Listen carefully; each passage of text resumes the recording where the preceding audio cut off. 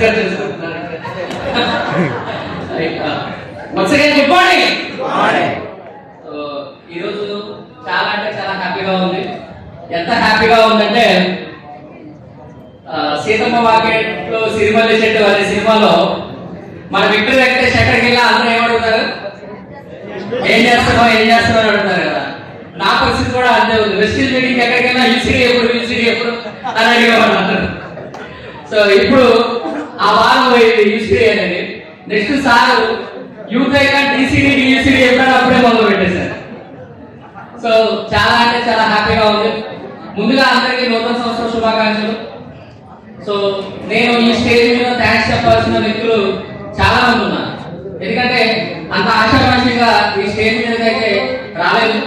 నేను ముందుగా నా జీవితాంతం నేను కానీ నా ఫ్యామిలీ కానీ రుణపడి ఉండాల్సి వచ్చింది అంటే అది కేవలం విజయరాజ్ సార్ మాత్రమే.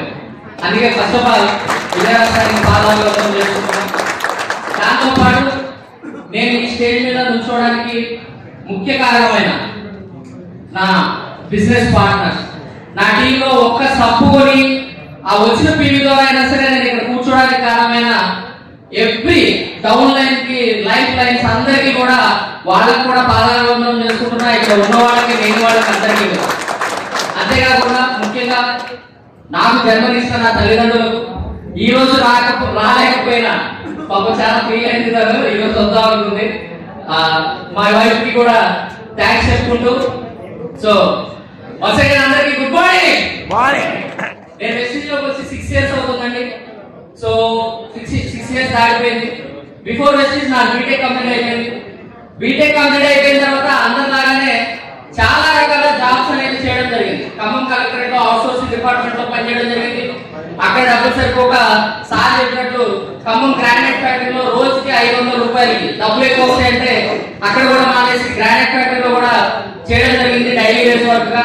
సో అలా లైఫ్ ని నెలకి ఒక 7-8 వేల రూపాయలతో లైఫ్ ని లీడ్ చేస్తున్నటువంటి టైంలో ఒక కామన్ ఫ్రెండ్ కి ఫ్రెండ్ అయినటువంటి ఒక వ్యక్తి పరిచయం అయినప్పుడు మొబైల్ నెంబర్ అనేది ఎక్స్చేంజ్ చేసుకోవడం జరిగింది. ఆ మొబైల్ నెంబర్ నా నెంబర్ ఆయన దగ్గర ఉండడం వల్ల ఆయన ఒక రోజు కాల్ చేసి, తమ్ముడు ఖమ్మంలో పలానా డేట్ కి పలానా రోజున వైజాగ్ నుంచి ఒకసారి వస్తున్నాడు, నువ్వు కావాలంటే ఆ మీటింగ్ కి వస్తే నీ లైఫ్ మారుతుంది అన్నాడు. సరే ఎవరైనా మనల్ని ఒక మీటింగ్ ఉంది వస్తావా అంటే వస్తావని చెప్పాను కదా ఫస్ట్. సో వస్తానని చెప్పాను. రోజులు గడిచిపోయినాయి. మీటింగ్ రోజు వచ్చింది. ఇంకా మీటింగ్ ఈవినింగ్ 4 o'clock అనగా మార్నింగ్ నుంచి నాకు కాల్స్ స్టార్ట్ అయ్యాయి. మీటింగ్ వస్తున్నావా ఆల్మోస్ట్ ఒక 25 నుంచి 30 సార్లు కాల్ చేసింది. కానీ నేను ఎత్తలా. ఎందుకంటే మనం చదువుకున్నదేమో బీటెక్, ఏదో ఒక జాబ్ చేసుకోవచ్చు. ఈయనేమో బిజినెస్ అంటున్నాడు, మీటింగ్లు అంటున్నాడు. ఇవన్నీ మనకి ఎందుకు అని చెప్పి ఫోన్ లిఫ్ట్ చేయకుండా పక్క పెట్టడం జరిగింది. సో అదే టైంకి మై ఫ్రెండ్ శరత్ నా పక్కన ఉన్నాడు. తను ఏమన్నాడంటే చాలా సార్లు ఫోన్ చేస్తున్నాడు, ఒకసారి ఎప్పుడైనా ఎదురు పడితే ఏం చెప్పాలో మళ్ళీ ఆలోచించు నువ్వే, కాబట్టి బాగోదు కదా, ఎలాగో ఖాళీ ఉన్నాం, జస్ట్ సరదాగా వెళ్ళి మీటింగ్ వద్దాం పదా అని చెప్పడం జరిగింది. వెళ్ళే ముందు నేను తనకు కండిషన్ పెట్టా. ఏంటి అంటే మీటింగ్ వెళ్దాం కానీ నచ్చలేదు అని చెప్పొద్దాం. ఏమని నచ్చలేదు అంటే ముందే డిసైడ్ అయిపోయాం ఇది మనకు వద్దు అని.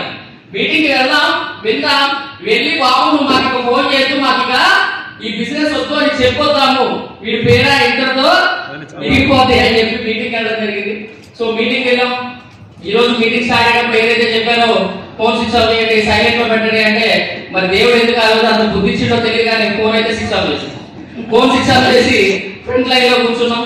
సో ఫ్రంట్ లైన్ లో కూర్చున్న తర్వాత ఇక ప్రొజెక్టర్ వేసి మొత్తం చెప్పడం మొదలు పెట్టారు. కంపెనీలో ఉన్న ప్రొడక్ట్స్ ప్లాన్ ఏం అర్థం అవుతా ఇంగ్లీష్ సినిమా చూసినట్లే ఉంది. ఎలా కూర్చుంటే ఏం అర్థం కాదు. ఎందుకంటే మనం చదివినేమో వీటికి మనకి సంబంధం లేదు, పనిచేసిందేమో కంప్యూటర్ ఆపరేటర్. ఏంటి అసలు సబ్బులు అంటున్నారు, పేస్ట్లు అంటున్నారు, టీ పొడి అంటున్నారు, మోకాళ్ళ నొప్పులు అంటున్నారు, షుగర్ అంటున్నారు, బీపీ అంటున్నారు. అసలు ఈ మందుల కంపెనీలో జాయిన్ అయ్యి మనం ఏం చేయాలి, అసలు నన్ను ఎందుకు పిలిచారు ఇక్కడ నుంచి ఎప్పుడు వెళ్ళిపోదారా బాబు అని చెప్పి కూర్చొని ఉండడం జరిగింది. ఇంకోటి సబ్బు పేస్ట్ కంపెనీలో జాయిన్ అయితే అసలు 1,00,000 రూపాయలు ఎట్లా వస్తాయి, వీళ్ళు పెద్ద బిస్కెట్ వేస్తున్నారా, త్వరగా మీటింగ్ అయిపోతే వెళ్ళిపోదాం అని చెప్పి కూర్చున్నాం. సో మీటింగ్ అంతా అయిపోయేలా ఉన్నాం. చేసిన మంచి పని ఏంటంటే మధ్యలో వెళ్ళిపోవాలి. చాలా మంది మధ్యలో వెళ్ళిపోతున్నారు. మేము మధ్యలో వెళ్ళిపోవాలి. మీటింగ్ మొత్తం అయిపోయేదాకా ఉన్నాం. మీటింగ్ మొత్తం అయిపోయేదాకా ఉన్నప్పుడు ఒకటి కనెక్ట్ అయింది ఏంటి అంటే ఆ మీటింగ్ చెప్పిన వ్యక్తి యొక్క ఇన్కమ్. ఆ మనిషి ఆ రోజు ఆయన ఇన్కమ్ ఎంత చెప్పాడంటే 1,62,000 అని చెప్పాడు. ఎంత? మీకు సపోర్ట్ వచ్చినాయి, గుండె హార్ట్ స్ట్రోక్ వచ్చినంత పని అయింది. వామ్మో 1,62,000 ఎలా ఏ రకంగా సాధ్యమైతే 1,62,000? మనం ఇక్కడ బీటెక్ చదివి ఇక్కడ చదివి కలెక్టరేట్ లో పనిచేస్తే మనం పనిచేసే కలెక్టరేట్ లో పనిచేసే కలెక్టర్ కూడా అంత శాలరీ ఉండదు కదా. మరి ఇక్కడికి ఏ రకంగా 1,60,000 వస్తున్నాయి? ఈ క్యూరియాసిటీ పెరిగింది నాకు. మనం వద్దైనా ఆశ లేదు, జాయిన్ అవుదామని ధ్యాస కూడా లేదు. అసలు 1,60,000 వీళ్ళకి ఏ రకంగా వస్తున్నాయి ముందు అది తెలుసుకోవాలి. అది తెలుసుకోవాలని బయటకు రాగానే ఆయన అడగడం జరిగింది. సార్ మీకు డబ్బులు వస్తున్నాయి అన్న కదా చూపించండి అంటే ఆయన యాప్ ఓపెన్ చేయడం, యాప్ లో వచ్చి చూపించడం, నెట్ బ్యాంకింగ్ ఓపెన్ చేయడం, ఆ నెట్ బ్యాంకింగ్ లో అకౌంట్ ట్రాన్స్ఫర్ అయితే చూపించిన తర్వాత కొంచెం నమ్మకం కలిగింది ఇక్కడ డబ్బులు వస్తాయి. తర్వాత నెక్స్ట్ మీటింగ్ ఉంది, రాజమండ్రిలో మీటింగ్ ఉంది అంటే రాజమండ్రి మీటింగ్ అప్పుడే ఫస్ట్ విజయరాజ్ సార్ అక్కడ కలుసుకోవడం జరిగింది. ఆ రాజమండ్రి మీటింగ్ ఎప్పుడైతే విన్నాము, రాజమండ్రిలో డైరెక్ట్ సెల్లింగ్ ఇండస్ట్రీ యొక్క పొటెన్షియాలిటీ, అక్కడ లీడర్స్ యొక్క లైఫ్ స్టైల్, అక్కడ వాళ్ళు సంపాదించే డబ్బు, అక్కడ ఏమనిపించిందంటే చదువుకున్నా చదువులేకపోయినా, నువ్వు పూరైనా రిచ్ అయినా, నువ్వు ఎవరైనా కాదు మనిషి అయితే చాలు వెస్టింగ్ లో పనిచేస్తే డబ్బు వస్తుంది. అది ఒకటి నాకు అర్థమైంది. సో అది అర్థమైన తర్వాత ఒకటే ఇంటికి వచ్చిన తర్వాత ఖమ్మం వచ్చిన తర్వాత ఒకటే క్యాలిక్యులేషన్ చేసుకుంటాం.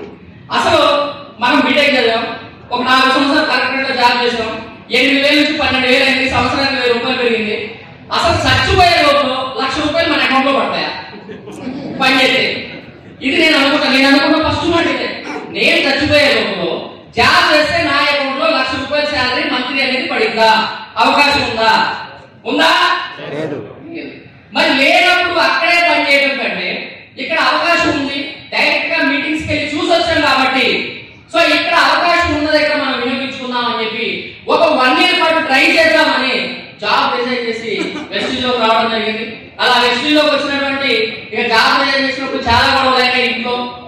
అప్పుడే మ్యారేజ్ అయింది, కొత్తలో మ్యారేజ్ అయింది, చాలా రకరకాల ఇబ్బందులు పడ్డా. అయిన తర్వాత వేరే మళ్ళీ ఎప్పుడైనా సమయ సందర్భం వచ్చినప్పుడు చెప్తా. ఇంట్లో అమ్మా నాన్నతో గొడవ, మా నాన్న 2 years మాట్లాడటం మానేసి, అత్త మామలు అయితే చాలా ఇబ్బందికరంగా మాట్లాడేవాళ్ళు, ఫ్రెండ్స్ అయితే ఫోన్లు ఎత్తేవాళ్ళు కాదు. జాబ్ మానేసి తెలిసిన తర్వాత, ఎందుకంటే జాబ్ మానేసి వెస్టిలో స్టార్ట్ అయిన ఫస్ట్ మంత్ చెక్ ఎంత అంటే 109 రూపాయలు వచ్చింది. ఆ 109 రూపాయలు చెక్ తీసుకొని ఎవరి దగ్గరికి వెళ్ళినా డిస్కరేజ్ చేసేవాడు తప్ప ఎంకరేజ్ చేసే వ్యక్తి ఒక్కడు కూడా లేడు. టిక్కలు ఇరిందా, దోతి ఇరిందా, చెప్తే ఇన్నావా, వెళ్ళలేదు కదా, 12,000 జాబ్ వదిలేసి అదో వెళ్ళావు కదా, అయినా నువ్వు గుర్తుందా, నువ్వు చదువుకున్నాడు కదా, చదువుకున్నాడు ఎందుకు చేసినావు, యాడైనా సప్లికేషన్ కంపెనీలో జాయిన్ అయితే 1,00,000 వస్తాయా? వాడంటే బుద్ధిలాగా చెప్పిండు, నువ్వెట్టేనో జాబ్ మానేసినావు కదా, ఇప్పుడు ఎట్లా జాబ్ వస్తుందో చూసుకో. ఇటువంటి కంపెనీలు ఇప్పటికీ ఇన్ని వచ్చినాయి, పోయినాయి. ఇప్పటికి ఎన్నో కంపెనీలు చూసినాం, ఇది కూడా ఇంతే అని ప్రతి ఒక్కరు ఎవరి దగ్గరికి వెళ్ళినా ఇదే చెప్పడం మొదలు పెట్టారు. అయినా ఒకటే అనుకున్నా, మీటింగ్ వెళ్ళింది నేను, ఇన్కమ్ ఎర్నర్స్ చూసింది నేను, అచీవర్స్ చూసింది నేను, కాబట్టి ఎవడైనా సరే మనం ఇక్కడ నిలబడాల్సిందే అని చెప్పి మా మిసెస్ కి ఒకటే మాట చెప్పారు. అమ్మాయి మన పెళ్ళకి 3 నెలలు అవుతుంది, వెస్టిలో జాయిన్ అయినా, ఒక 1 year పాటు నువ్వు ఏమైనా నా దగ్గర అయితే ఉండొద్దు, మీటింగ్ వెళ్ళిపోవాలి చెప్పి.